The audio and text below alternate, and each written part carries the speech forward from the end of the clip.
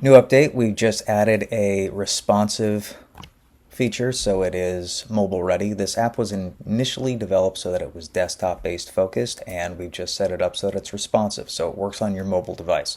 There may be a few caveats that we might have to syntactically clean up a little bit, but otherwise it should work. So let's take a look at that now.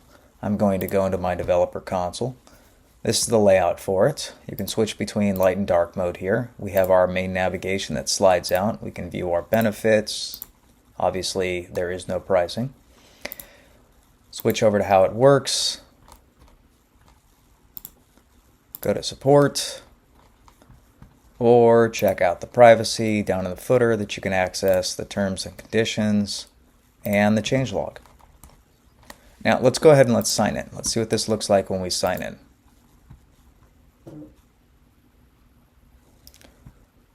Alright, so over here it pops open the menu. We can slide that open. We can check out our settings. Switch between light and dark mode here on our settings. Go back to our chat. And then down in the bottom navigation here, we have the option to switch over to our practice. There's our cards. The Spelling Master game and the word drop is available.